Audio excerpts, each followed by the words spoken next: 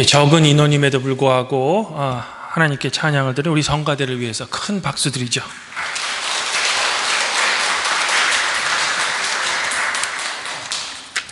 하나님 우리 아버지와 주 예수 그리스도로부터 오는 은혜와 평강이 오늘 주일 공동 예배에 참석하신 팔복교회 모든 성도님들과 함께하기를 바랍니다.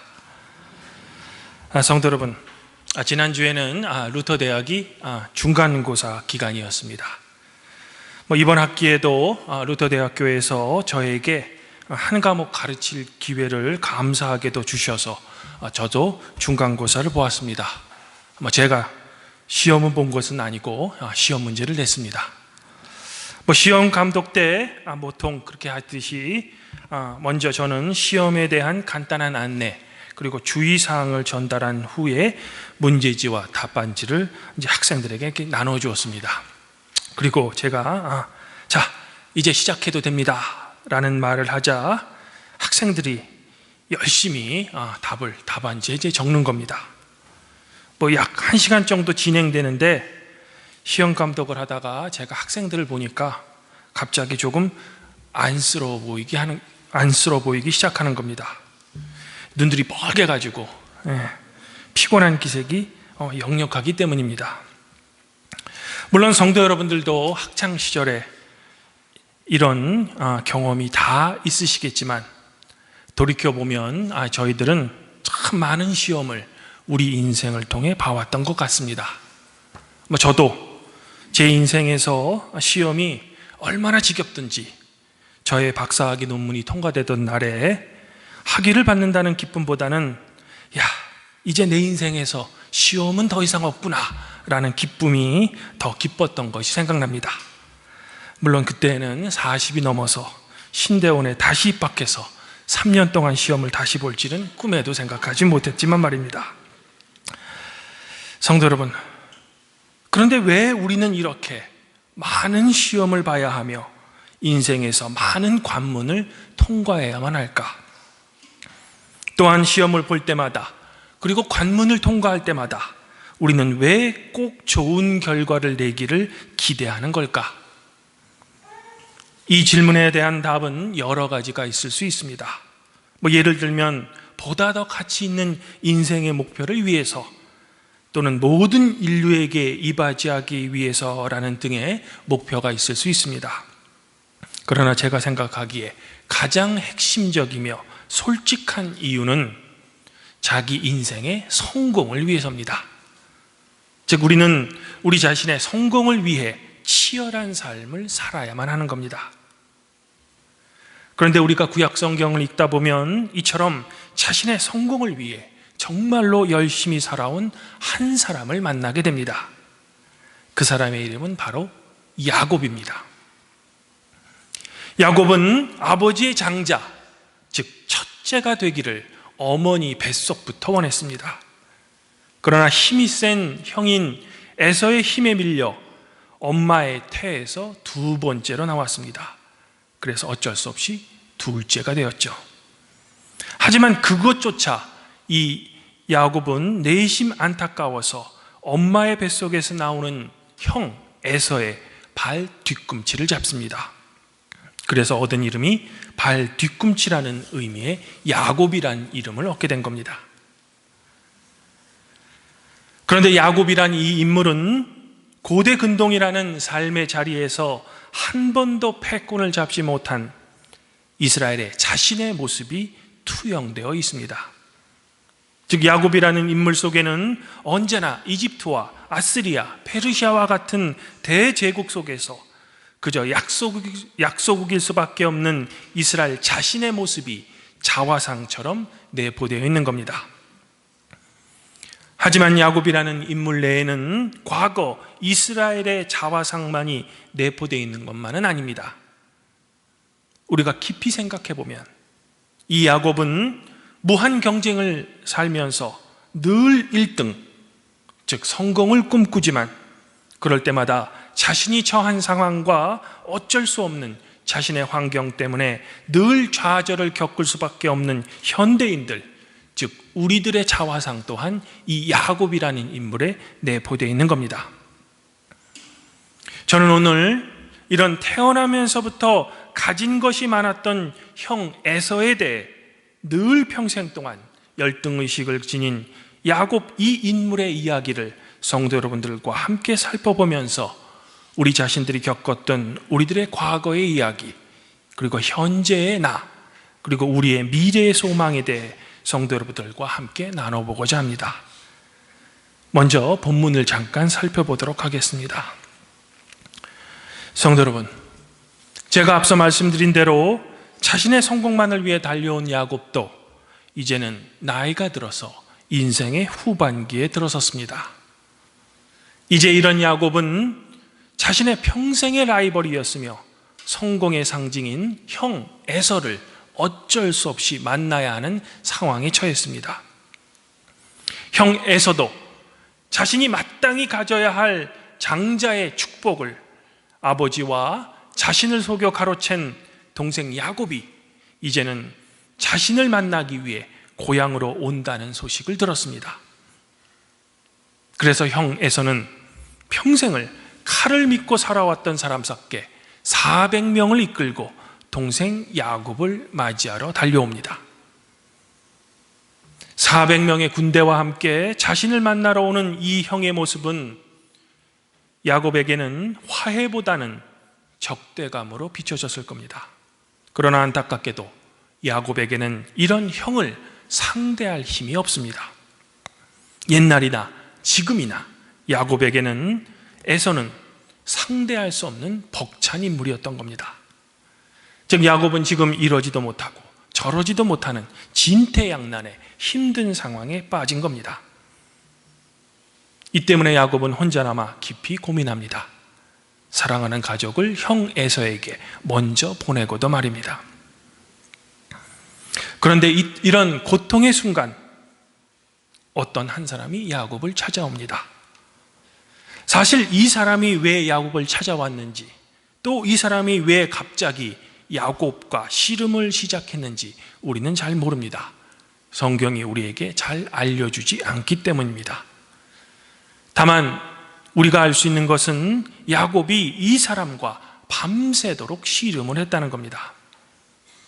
하지만 이 사람은 자신이 야곱에게 이기지 못함을 깨닫게 되자 갑자기 야곱의 허벅지 관절을 치는 겁니다. 결국 이 때문에 야곱은 허벅지 뼈가 어긋나서 이 시간 이후로는 다리를 절게 됩니다. 성도 여러분, 제가 보기에 이 사람이 어떤 인물인지는 모르겠지만 씨름을 하는데 상대방의 허벅지 관절을 치는 것은 명백히 반칙입니다. 하지만 야곱은 누굽니까?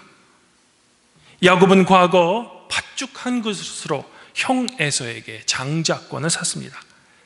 또한 아버지를 속여서 형 에서의 장자의 축복을 가로챈 사람입니다. 반칙으로 따지면 야곱도 한 반칙하는 사람입니다. 그런데 반칙의 선수가 또 다른 반칙으로 자신의 다리를 절게 된 겁니다. 어떤 시각으로 보면 속임수와 반칙의 대가인 야곱 또한 자신이 그렇게도 주특기인 반칙을 역으로 당하게 된 겁니다. 하지만 야곱은 자신의 뼈가 어긋났음에도 불구하고 그 사람에게 자신을 축복하지 않으면 결코 보낼 수 없음을 그에게 주장합니다. 사실 이처럼 밤이 새도록 씨름을 했다는 것, 그리고 부상을 당했음에도 불구하고 이 사람에게 끝까지 축복을 요청했다는 것은 당시 야곱이 형 에서에 대한 두려움과 그 고통에서 벗어나려는 간절함이 얼마나 대단했는가를 우리에게 보여주는 간접적인 증거가 됩니다. 성도 여러분, 그러면 야곱이 이 씨름을 통해 그 사람에게 간청했던 축복은 어떤 축복일까? 우리가 늘 평생을 통해 소망하는 물질과 성공의 축복일까? 제 생각에는 그렇지는 않은 것 같습니다. 왜냐하면 야곱은 물질적으로 따지면 이미 부자였기 때문입니다. 아마도 야곱이 이 사람에게 요청했던 축복은 이제 야곱 자신이 이런 목숨의 위협 속에서 살아남아야 하는 이유, 즉 다른 말로 하면 자신의 인생에서 새롭게 살아가야 할 새로운 사명을 이 사람에게 달라는 겁니다. 역사를 통해 과거 아우슈비츠 수용소에서 살아남은 유대인들의 경험을 돌이켜보면 그곳 지옥 같은 수용소에서 살아남은 사람들은 건강한 사람, 돈이 많은 사람들이 살아남은 것이 아닙니다. 자신이 꼭 살아남아서 해야 할 사명 있는 사람들이 이 지옥 같은 수용소에 결국 끝까지 생존했다는 겁니다. 그래서일까?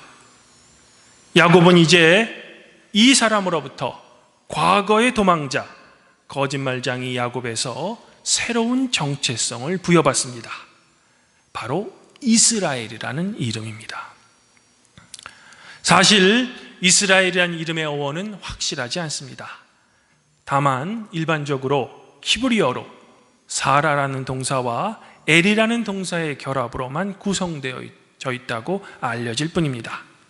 그리고 동사 사라는 투쟁하다, 씨름하다라는 의미를 갖고 있다고 합니다. 그러므로 야곱이 새롭게 받은 이름인 이 이스라엘이라는 이름은 문자적으로는 하나님과 씨름하여 이겼다라고 해석할 수 있습니다. 하지만 이런 해석은 하나님을 나만의 하나님 또는 우리들만의 하나님으로 만들 수 있는 자칫 잘못된 생각을 우리가 할 수 있게 됩니다. 그러므로 오늘 이 이스라엘이라는 이름에 대해서 우리는 우리의 신앙에 보다 더 나은 해석이 필요할지도 모르겠습니다. 그런데 이 장면에서 제가 관심을 두는 것은 야곱이 그렇게도 원하던 이스라엘이라는 새로운 정체성을 부여하는 이름을 가졌음에도 불구하고 자신에게 이름을 부여한 그 대상, 즉 하나님의 이름을 알기를 끈질기게 요구했다는 겁니다. 마치 오늘 예수님의 불의한 재판장의 비유에 등장하는 여인이 끊임없이 재판장에게 요청했던 것처럼 말입니다.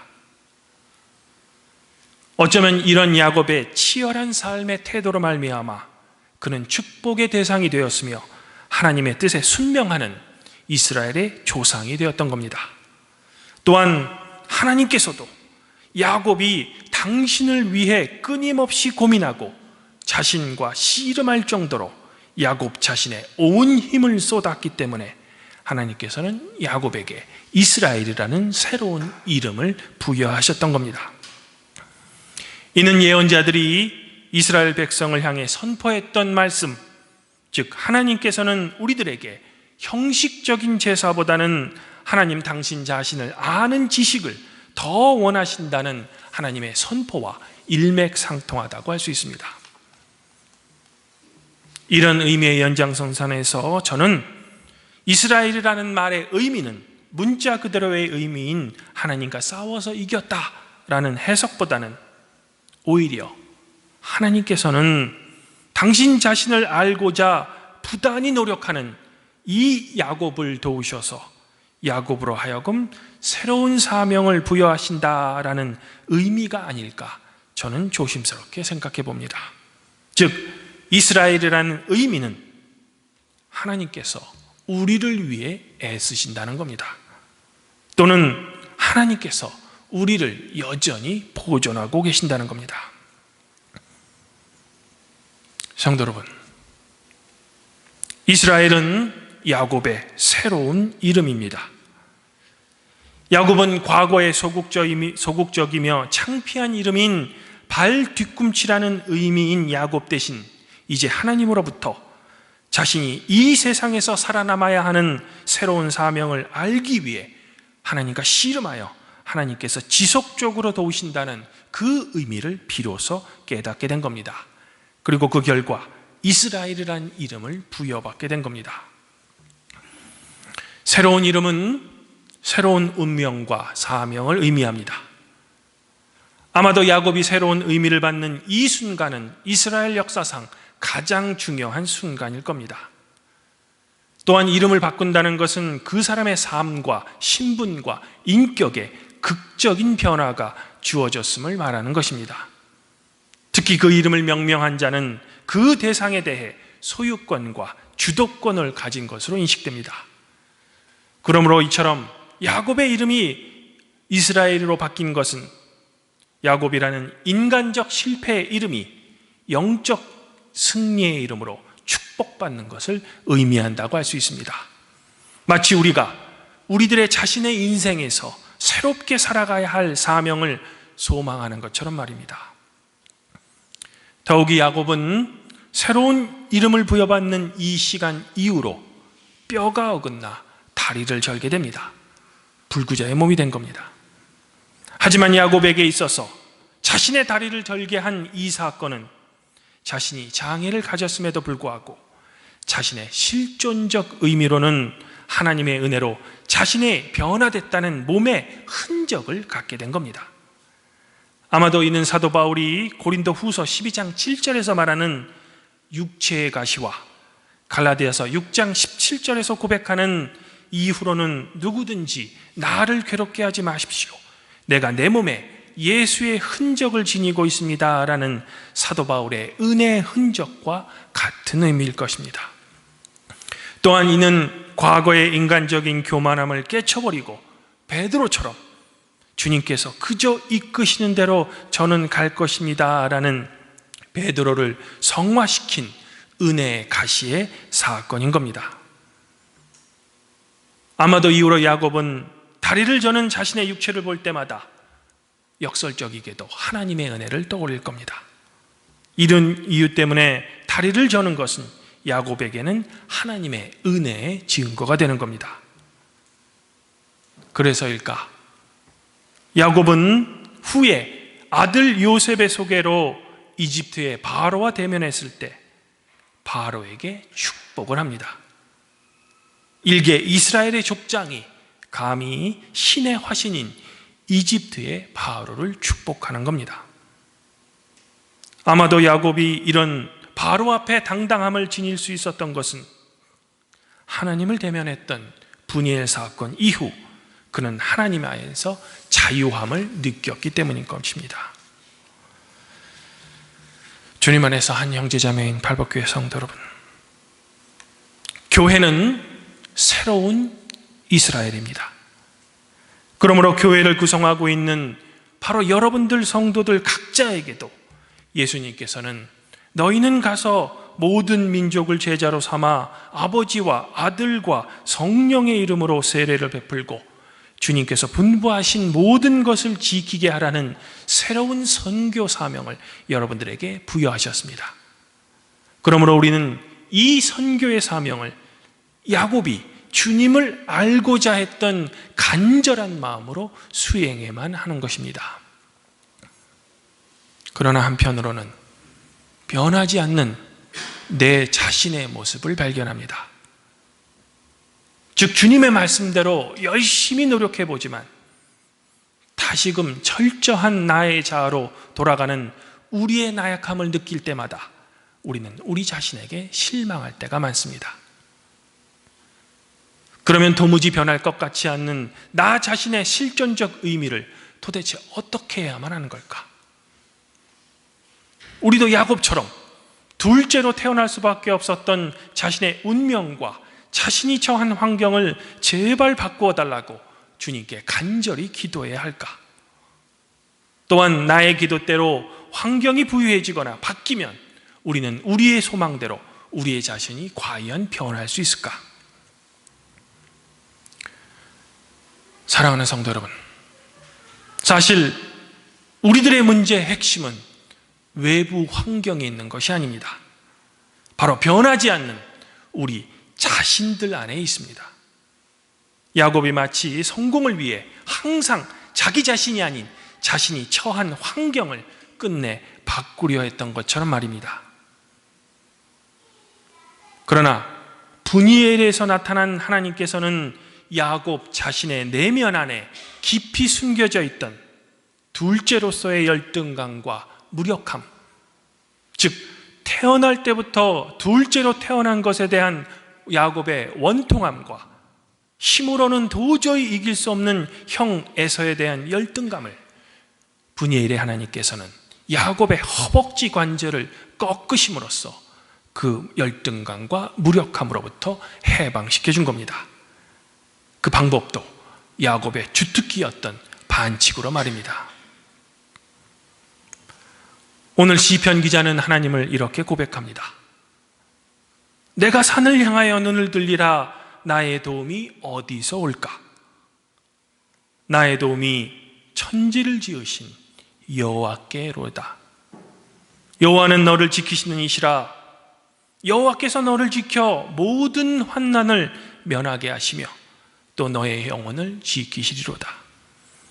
여호와께서 너의 출입을 지금부터 영원까지 지키시리로다.